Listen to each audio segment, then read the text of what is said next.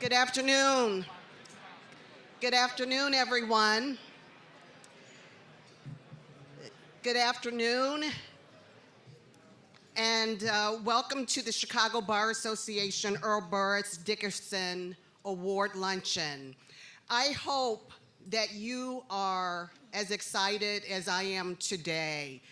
It is indeed an honor and a pleasure to be amongst some of our luminaries in the legal profession. My name is Mariam Ahmed. I am the first vice president of the Chicago Bar Association, and I bring you greetings for our president, Jesse Ruiz, and our executive committee and board of managers who are also present here today. It is wonderful when you can acknowledge your colleagues.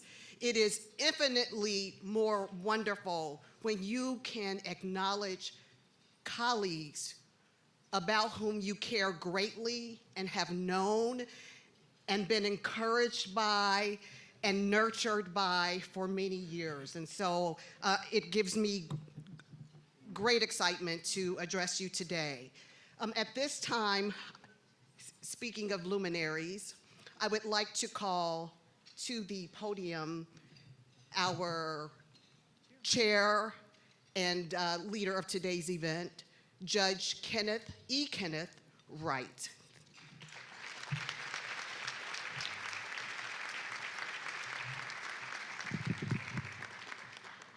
Thank you. Welcome to all of you. We have a lot of dignitaries here today, and that's all of you. I see Mike Studley here. Thank you, Mike. Tom Moore is coming in. I want to first acknowledge the politicians we have with us today. I know we have Commissioner Larry Suffredin, and I'm so happy to see him.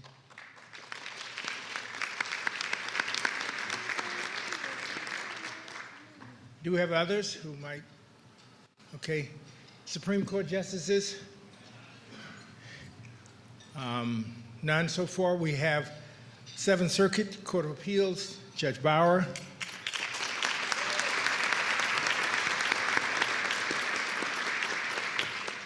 Judge Kokorius of the District Court.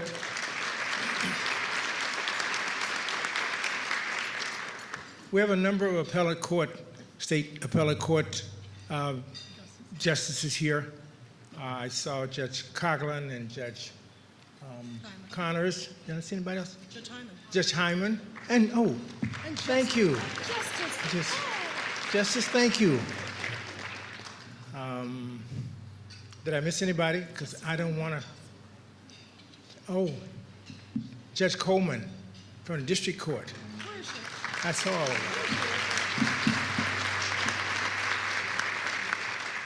Please, it's not my intention to miss anybody, because not that I expect to ever end up in the District Court or the Seventh Circuit, but I don't want to miss anybody. So if you recognize somebody I'm about to miss, please someone let me know that. The past presidents of the Chicago Bar Association.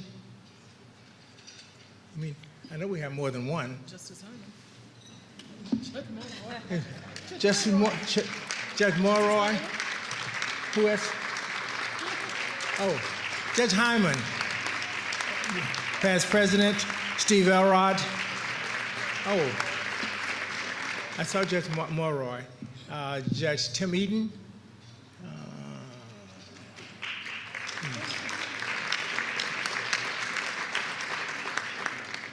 ISBA, do we have ISBA leadership here? We have some members of, and I know we have a former member of the board, and we have past president. I see a couple of them over on that table. Over there. Oh, Greta? No, I'm looking over here now, and I see Bob Downs. Oh, Sean Cashman. Who? Come on, help me out. I don't want to miss you either. Board members? Greta Weber? Yeah. I'm on the board? Yeah, I'm on the board. That's all right. That's all right. I can recognize me later. Any other bar association, Cook County Bar Association? leadership, the Illinois Judges Association. We have the first Vice President, and soon, May 29th, we'll have her as President of the IJA, Judge Diane Shelley.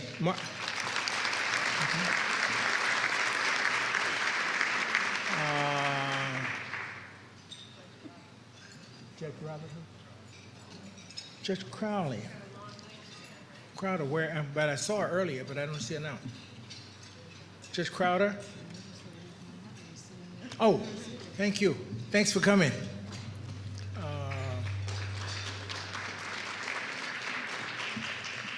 We have all the state court judges. I know we have a lot of those out here. State court judges. Would you just raise your hand? Thank you all for coming.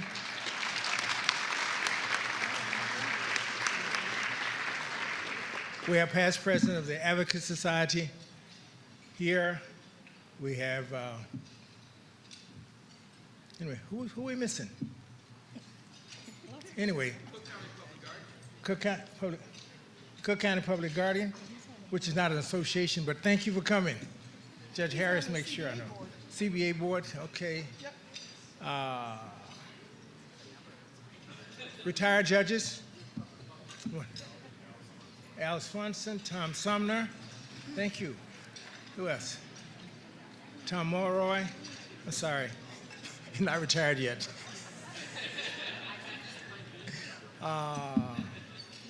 Okay, Judge Evans is approaching.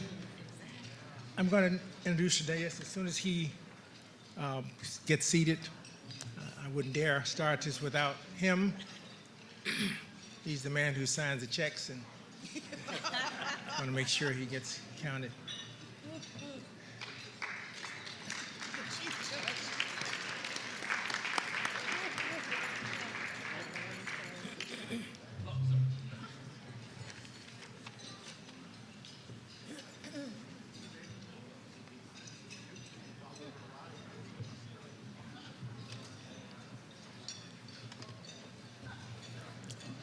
From my right, your left, former Judge Anthony Young, former state representative as well, presiding Judge Cheyrl Ingram, the famous Nina Fain, who's also on the editorial board, who's also CBA, Board of Managers, and you'll find out a host of other things. First Vice President Ahmad, Judge Ahmad, Chief Judge Evans, Mr. G.A. Finch, one of our recipients, as well as Judge Diane Shelley,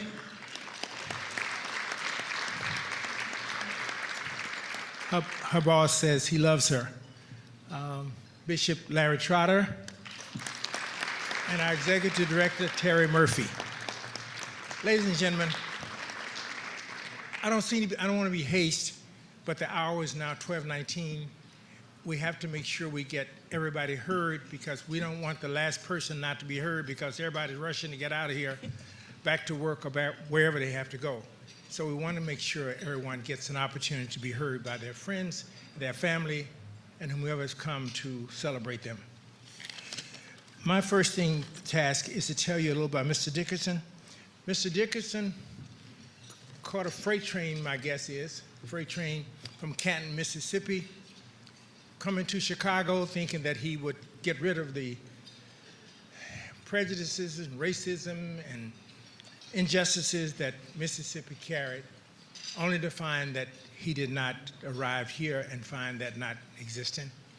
When he got here, he found many challenges, ups and downs as he traveled the city of Chicago. However, he went to school here, did well in school, graduated from the University of Chicago Law School, and he's better known for the win that carried the Hansberg versus Lee case, the one that lifted the restricted covenants in real estate. That was a tool that the North used for segregation. Even though the Supreme Court removed that restriction, it didn't remove it from the practice. It is still practiced here today. And we know how it exists. Anybody who knows Chicago knows exactly where it is and where it lies. We are doing better, and we will do it. We can do it. Somewhere on that wall of justice and courage, you'll find the name of Earl Burrus Dickerson.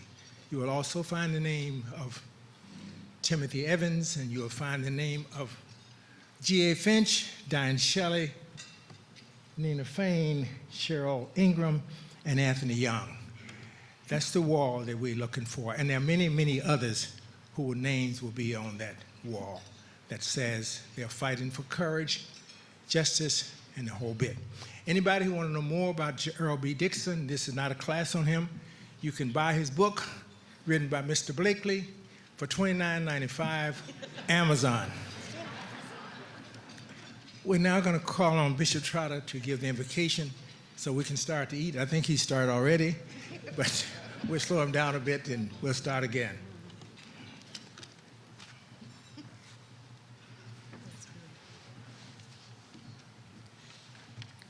Let us pray. Father, we thank you for this day that we have not seen before, knowing we won't see it again. This 27th day of the month of 2020. We thank you that you awakened us, clothed us in our right mind, and have given us the activities of our limbs to be here today. We ask your blessing over the affairs of the day, particularly over the honorees. Give, oh God, them back to them as they're given to you, because you told us, oh God, that in you we live, move, and have our being. Bless the food that we're now going to receive or are already receiving, the hands that prepared it, because we realize as we eat today, somebody is hungry. So we're grateful.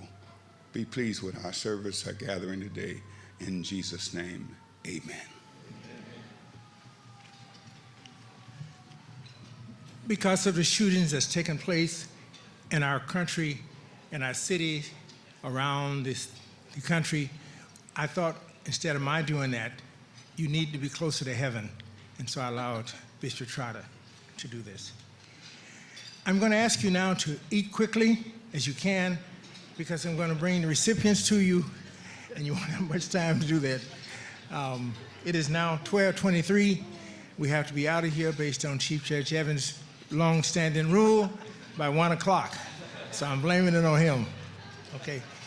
Enjoy your lunch.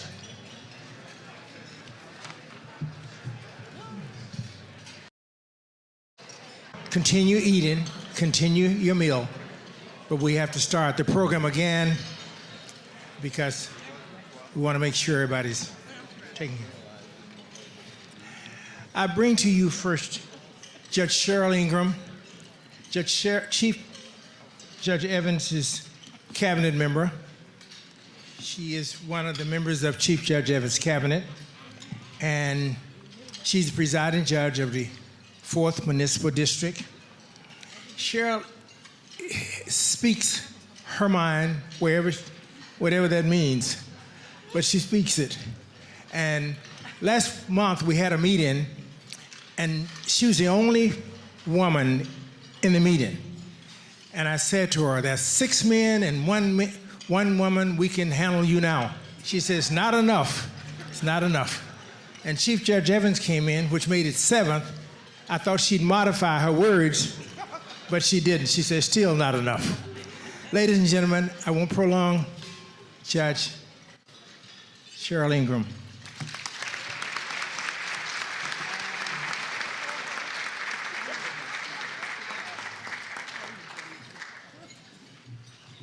Oh, him, okay. To the outgoing president, Mr. Ruiz, to the wonderful incoming chair, Mariam Ahmad, to the board, colleagues, members of the bar, past presidents, Judge Wright, thank you for that introduction. I stand before you as a quilt made up of many pieces. Piecing a quilt is a long process. It can go forever. Sometimes it doesn't seem to make any sense until it's finally finished. When I was in law school, one of my law professors told me to pick another profession. That didn't really make sense to me. When I interviewed for what I thought was my dream job after law school, my favorite professor had to sit me down and explain to me that they didn't want anyone like me handling their money. That didn't make sense to me either. To them, I say they're lost, because their senselessness took me in a different direction, which led me to today. It's because of my family, my friends, my coworkers, my colleagues, probably some enemies too, that I stand before you today. Each person contributed to this quilt, which continues to be a work in progress. They've had faith in me, mentored me, advised me, encouraged me, cheered me on, talked me off the ledge. You're all responsible for me being here today, and to you, I want to say thank you. Earl Dickerson had many firsts as an African-American male in this country. He opened doors for us, and we're grateful for his fight for equality and justice. But what's important is what you do after you get in the door. For him, the fight didn't end when he stepped in the door. So if I can help somebody along the way, then my living hasn't been in vain. Mr. Dickerson once said, I'm the sort of fellow who just could never be satisfied with the status quo, who could not be content with the way things were. If we don't make changes for the better, what's the point of being in the room? Being comfortable is uncomfortable for me. When opportunities are given to us, it's incumbent upon us to take that opportunity to effectuate change. As my fellow PJs and chiefs sometimes wonder, why am I with him in that room? I hope to honor his legacy by continuing to advocate for change when given an opportunity to enter the door, never settling for the status quo, trying to erase the senseless situations. Because of the past, we know that there's a constant need for change. When the debate arose about assimilation and voluntary separatism, Mr. Dickerson had a position. But what struck me was his commitment to freedom for individuals in a pluralistic society to live and express themselves as they choose, free from social and legal restrictions that outweighed his personal feelings. He defended the rights of others who didn't necessarily agree with him. In this climate we're in, it's important that we don't let our personal feelings interfere with our ability to work together to make change. We're not carbon copies of each other. We should be able to express ourselves and move beyond the differences. Embrace the freedoms that we do have, but understand that at the end of the day, there's much work to be done. And we need a cohesive front to accomplish the many yet unaccomplished goals. Without a cohesive front, there is no win. We are stronger together than we are apart. In my first semester of law school, I actually worked at Supreme Life. I had been placed there as a secretary between the first semester and second semester by a temp agency. Mr. Dickerson was still the director at that point. So to the Chicago Bar Association, this award is very special to me. Because of that, I want to say thank you. I want to tell you a little bit about where I'm from. Education is important to everyone in this room. It was especially important to my mother. As we walked in the rain, the sleet, the snow, there was never anybody coming by to give us a ride. I roamed the halls of what would later be my high school, which also housed a junior college, while she went to class for her GED. My father wanted to go to college. He finished high school, but his father refused to give him the money. So he worked and then went to the U.S. Army, the United States Army, where they asked him to turn around so they could see if he had a tail. We were and are continuing to ask for a chance to show that we are worthy. I commend the Chicago Bar Association for taking the chance on Earl Dickerson. There have been some powerhouses since who have come through and contributed to this organization. The chair of this event and your incoming president are two examples of the rich fabric of society you get when opportunities are equal. Never, I say never, never should we have had to ask, please take a chance on me. And I'll say today, never again should we have to ask, take a chance. Thank you.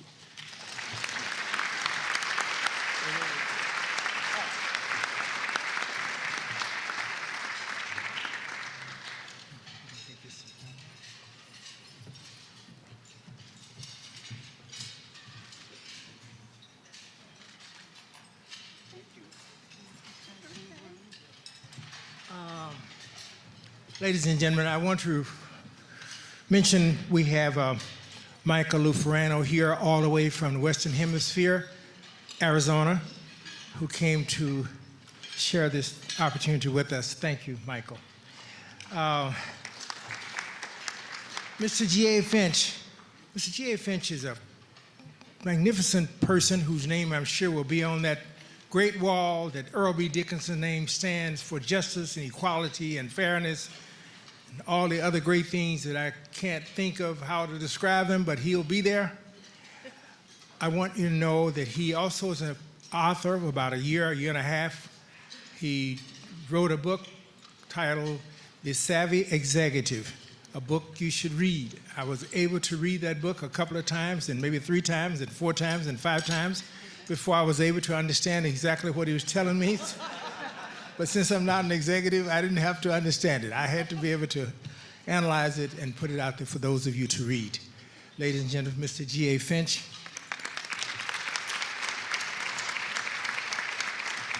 Thank you for your kind words, Judge Wright. Good afternoon, good people. First of all, I want to congratulate my fellow honorees, Judges Cheryl Ingram, Diane Shelley, Anthony Young, and Attorney Nina Fain. We are in such distinguished company of past recipients, many of whom I know personally, or I have met, or who are friends of mine. When Judge E. Kenneth Wright, Jr. called to inform me that I was selected to receive the Earl B. Dickerson Award, I then knew what it must feel like to get a call that one has received the Nobel Prize. To have my name mentioned in the same sentence as Earl B. Dickerson was rather startling. My professional life has had a sort of a Forrest Gump-like quality. Earl Dickerson was the first attorney I met on one of my visits to Chicago from Michigan Law School. While I was still in law school, the second attorney I met was an early Dickerson honoree, Earl Neal, who was a key advisor to Chicago mayors and a prominent attorney. His son Langdon Neal was a 2019 Dickerson awardee. I ended up coming to Chicago to clerk for U.S. District Court Chief Judge James B. Parsons, the first African-American district court judge in the continental United States. The very first Dickerson honoree was Mayor Harold Washington.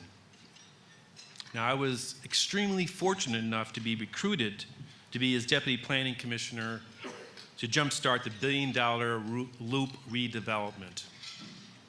The city condemned 9 blocks in the heart of the Loop to develop the Chicago Theater, the Goodman Theater, the Leo Burnett Building, the Stouffer Hotel, 77 West Wacker, the DePaul Center, the Harold Washington Library, Chicago Title Center, Block 37, and other projects.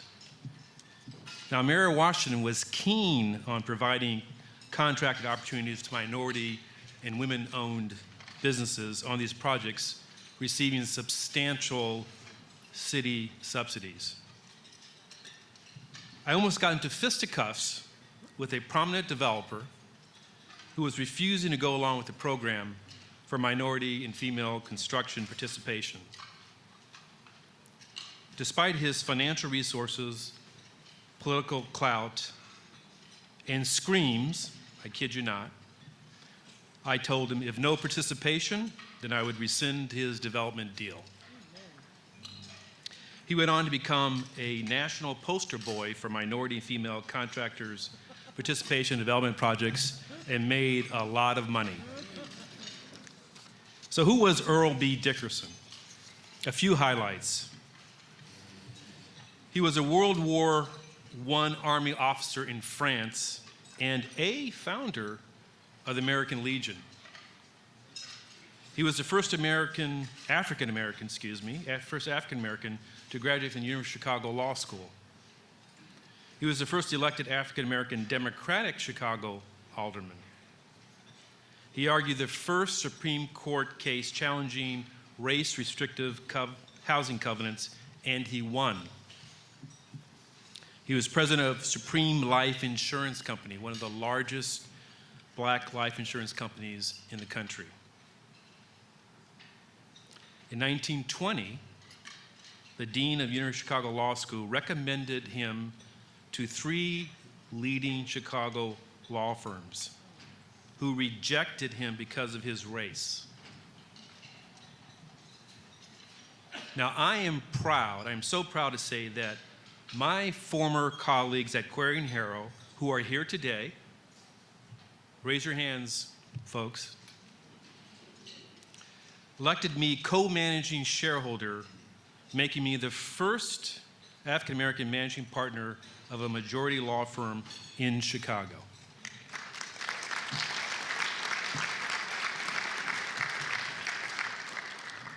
I'm also proud to say that out of 18 partners of my current law firm, Hogan, Dorn, and Talbot, 3 of us are African American, and there used to be 4 of us, but he left to join another firm. I'm grateful to my former and current law partners for affirming Black attorneys and judging Black attorneys by the content of our character and our expertise, and not by the color of our skin. Lastly, I want to acknowledge my lovely wife and my smart son, Carmen and Maximilio, for their love and support, as well as my 2 daughters, Marisol and Gabriela, who live out of state. God bless you, God bless the Chicago Bar Association, and God bless our country.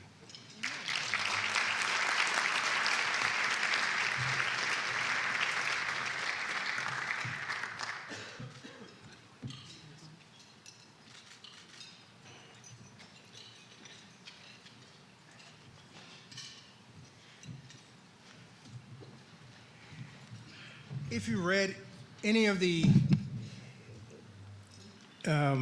bio of Judge Nina Fain, who will soon be Judge Nina Fain, you will find that she was the first African-American woman to become a partner of a major law firm. She has a unique background. If you notice, there hasn't been a country existing where she has not provided expertise and service in. I won't name them all. I'm sure she will when she begins to speak. Ladies and gentlemen, Nina Fain.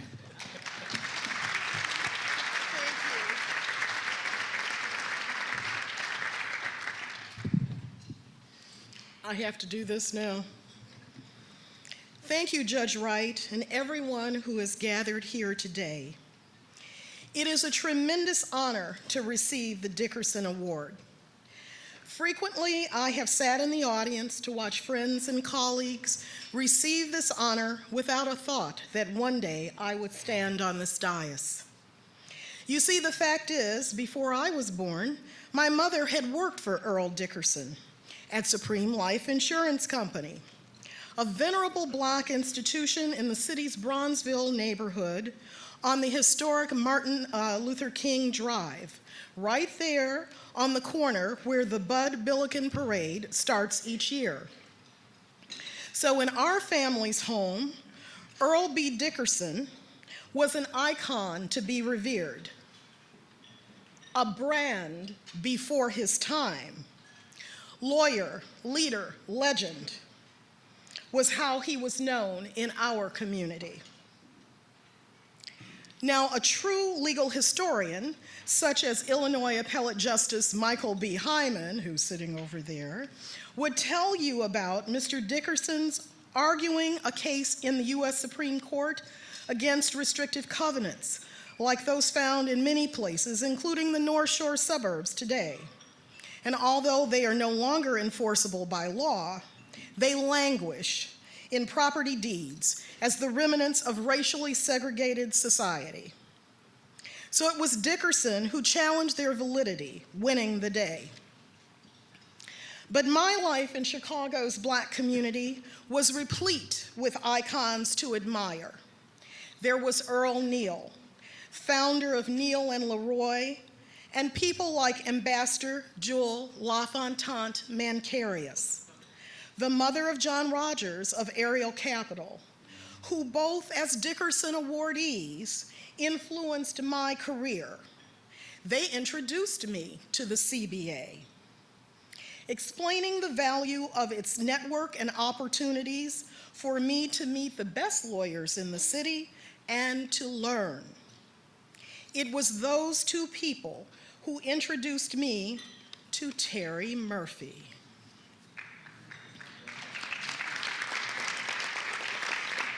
Terry Murphy was a proponent of equal rights as well as diversity and inclusion long before it became a mantra in government, firms, and companies in our city.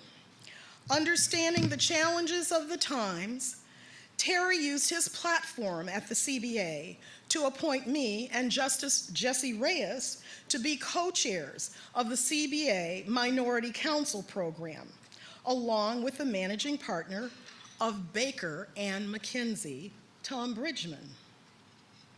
What Terry did not know was that I wanted to be a lawyer who traveled around the world. And by meeting Tom Bridgman, I was able to see that path forward. And over the course of my career, I have done work on 4 continents. But although there are many people that all Dickerson awardees need to thank for their support, as one of the first African American partners in major law firms in Chicago, there are a few fellas who are here today that I need to thank and who I love dearly. Tony Frink, Elias Matsakis, Jerry Holiski, and of course, Steve Elrod. They were my partners in law firms that stepped forward to recruit, train, and retain minority lawyers and women in firms. These outstanding lawyers trained and pushed me to achieve my goals.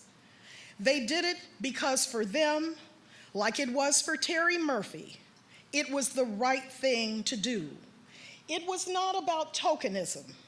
They mentored me and accepted me as a peer with the hope that I would in time recruit other women and minorities into the firm. Like Lynn Grayson, Ray Koenig, Jesse Ruiz, and Maram Ahmad, I have worked to push forward a professional and social agenda of diversity and inclusion in law firms and government. The path for me was a different one from many of my colleagues who chose to rise through the ranks to great heights within the judiciary. Yet I submit to you that a corporate law path is as vitally important as a judicial one.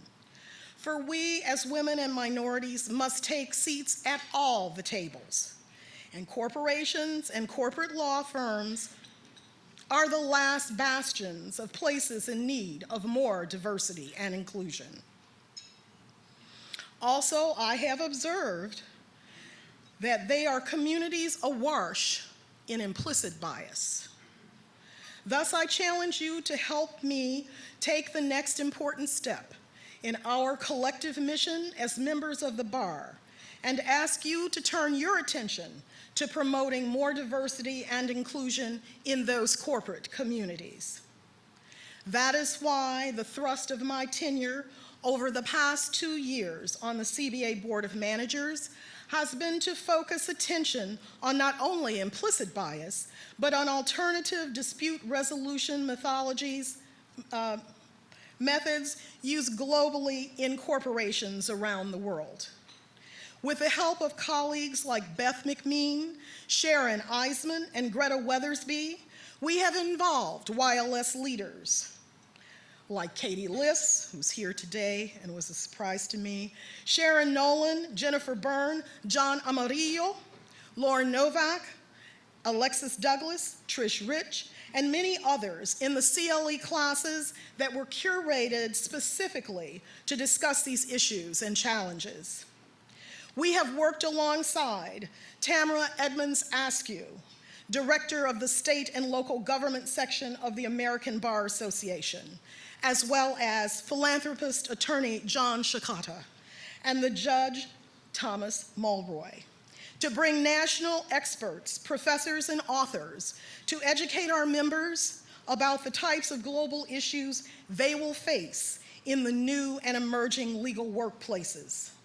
These settings are no longer homogeneous, but have people of color, women, and colleagues of different gender orientation that contribute to the success and profitability of our legal profession today. That is the abiding reason that bar associations remain essential for the success and the sustainability of our legal profession. That is why each of us owe thanks to our leader, Terry Murphy, who had a vision of diversity and inclusion and worked that vision every single day. As I move into the final phase of my tenure on the CBA board, I will continue to make it my goal to teach others about lessons of hard-fought careers with the hope that my legacy will be one that is worthy of the lessons we have learned from Earl Dickerson. So remember, in the words of Lao Tzu, the Chinese philosopher, if you fail to honor your people, they will fail to honor you. Think about that as you go back to your offices now today. Remember that lawyers are champions of truth and justice. We are the keepers of the flame. As you look through your offices today, see if it reflects the vision of the world that you want to look at back with pride. If it is, then well done you. If it needs tweaking, then you need to get it done. Thank you.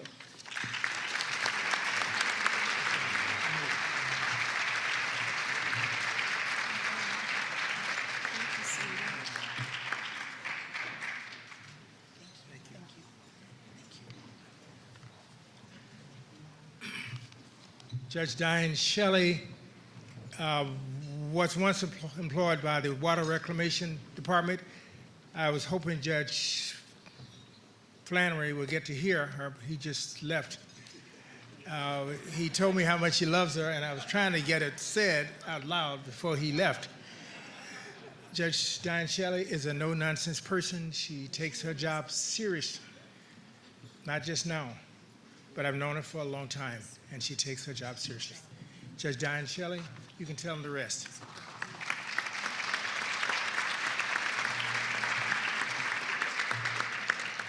It's a great honor to be recognized with such a distinguished honorees. Thank you, Chicago Bar Association, Judge Wright, Vice President Ahmed, Judge Evans, and of course, Terrence Murphy.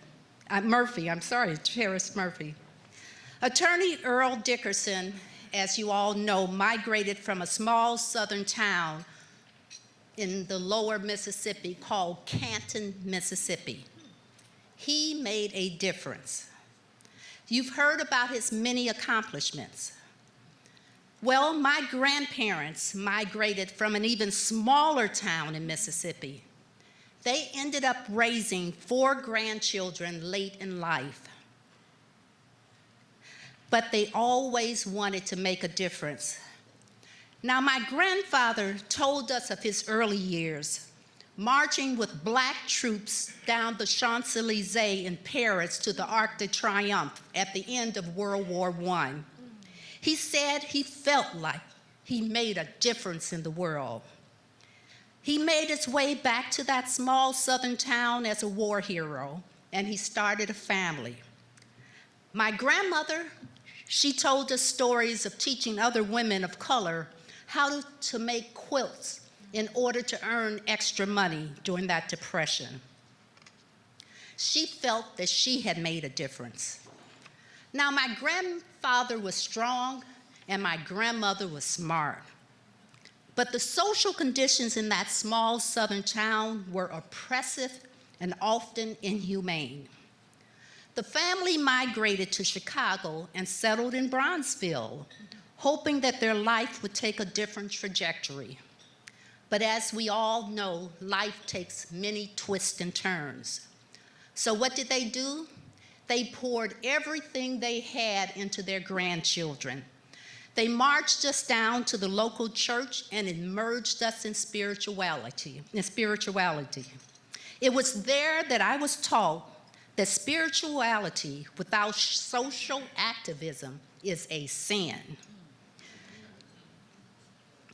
Now, I'm trying to make a difference, but sometimes it's rather difficult. As a senior in high school, I traveled in the early morning hours to the Cabrini Green area to volunteer at one of the first free breakfasts for children programs. We were young adults that fed hundreds of children each morning. One of my dear friends that was on that journey with me is here today. I think we made a difference. We did sickle cell anemia testing before the government even recognized that sickle cell anemia was an illness affecting people of color. I had the opportunity to work side by side with some of the greatest social activists of recent history. They taught me that you can always make a difference.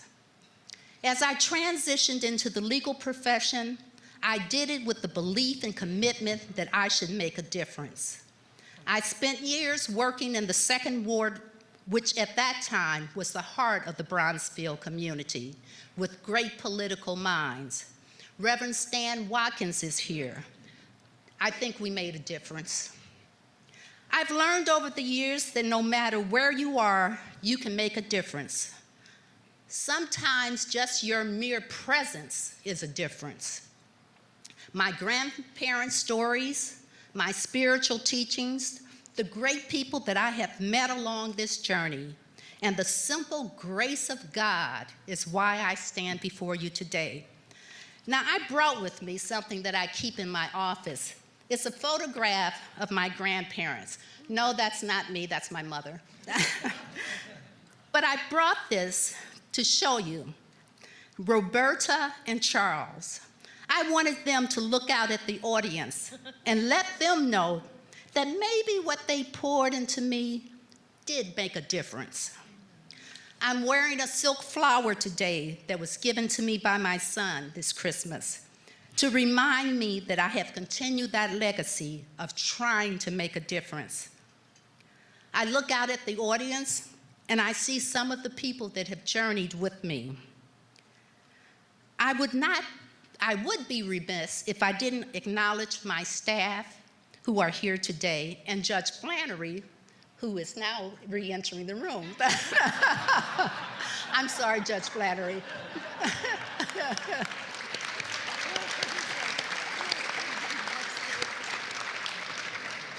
He's my presiding judge. But my staff is here from Calendar W of the commercial law section.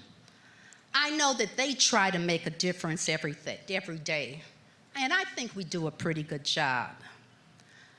I have one of my externs in the audience, and I just want to say to you that I hope I have contributed to clearing the path, making it a little less difficult for you to travel as you continue in your legal profession.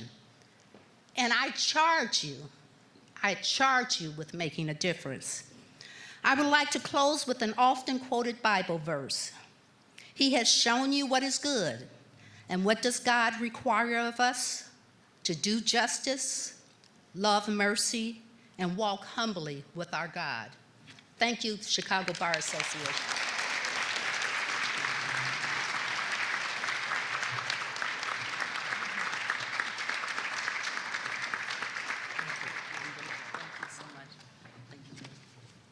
Ladies and gentlemen, we have another person who missed his monthly meeting, skipped his monthly meeting to be here today, Judge Chuck Kokoris. Thank you for coming. This is a former judge, Judge Anthony Young, also former state rep. Judge Young is responsible for a lot of us sitting here today because he was one of the co-sponsors of the sub-circuits, judicial sub-circuits. He has done a lot of things. He's very quiet-mannered.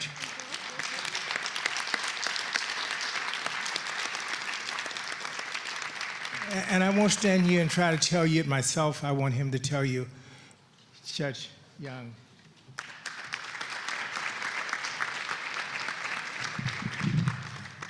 I know everybody's ready to go, so I won't take a lot of time. I'm only going to talk about one stage of my career because I know I'm standing here today for something I did when I was in Springfield. And I want to make sure everybody knows when I say I really mean we. I mean Howard Brookins, Roger Keats, Miguel DeValier, and Paul Williams, and myself. I came out of law school and passed the bar in 1977. I went to work in a small neighborhood office. Judge Wright was in that same office. We kind of learned how to practice together. And being in the Cook County courts in 1977, 78, 80, my clients, for the most part, never saw anyone who looked like them. That's because there was only a handful of African American judges and 2 handfuls of women judges. And so when I got to Springfield, one of the things I wanted to work on was making the court system more receptive to minorities. Because when I started practicing, the court system was not very friendly to minority litigants, and most certainly wasn't friendly to minority attorneys. So in trying to decide how to make the system better, we said you have to start at the top, because if the population of the judicial community is more reflective of the population that they serve, that'll trickle down and make the entire system more reflective and more receptive to us. So we came up with the idea to divide the county into 15 different pieces and elect judges just from those pieces. We thought that would elect more African Americans, more women, and more Hispanics. And when I started practicing, I said a handful of African Americans and 2 handfuls of women. I didn't mention the Hispanics, and I should have, because there was 1. Okay. Now, when I was in Springfield, I worked on a lot of different things. I worked on affirmative action, on getting African Americans in the building and construction trades. And a lot of the things I did looked very good on paper, and I was proud of them. But it's amazing how things look one way on paper, and you intend things to be one way. But when it comes to the actual implementation, it just didn't always work out the way that you had hoped it would. I want to stand here and say, when we worked on dividing the county into sub-circuits, it was our hope that we would change the face of the judiciary in Cook County. It was our hope that we would see qualified African Americans, women, Hispanics, and others who were shut out of the process get into the process. And I'm very happy to stand here and tell you today that, looking back, I think we accomplished what we set out to do.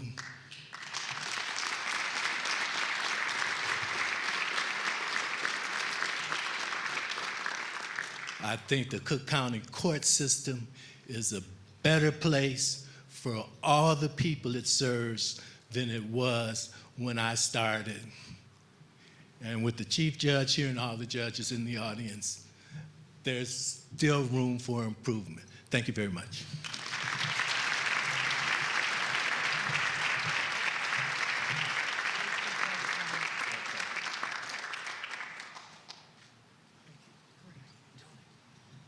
Ladies and gentlemen, we have one more that we have to give.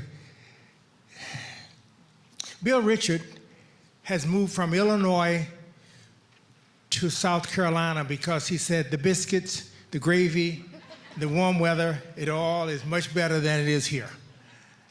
but Bishop Trotter assured him that he has not tasted his biscuits and gravy. Before he left, he should have done that. We're so happy that he came back, and he came back for this occasion. He has other jobs that's been created because of it. He came back because of Dickerson, Earl B. Dickerson Luncheon. We're so happy to have him, and now we're going to present an award to Bill Richard.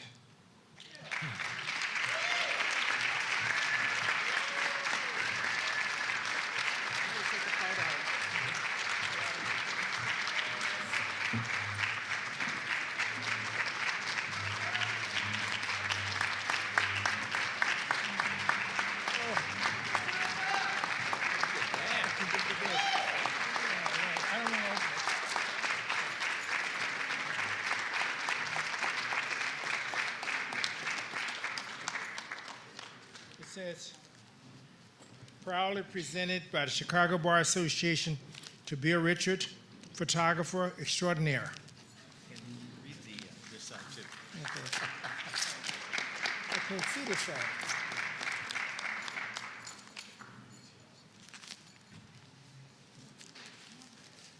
Oh, for 36 years of outstanding photography, service to the association. 36 years, my land, before many of us were born.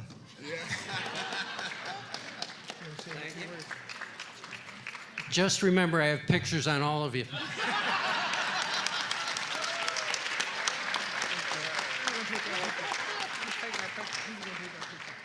Oh, she is, yes. I'm busy. Who had the camera? I did. I want to take a photo. What happened to the big camera? I don't know where the big camera is, but I want to.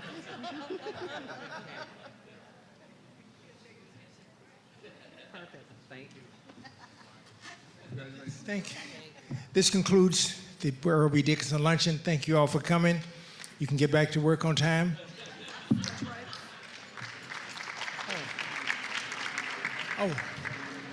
Judge Arnett Hubbard, thank you for coming. She came a little late, but we thank her.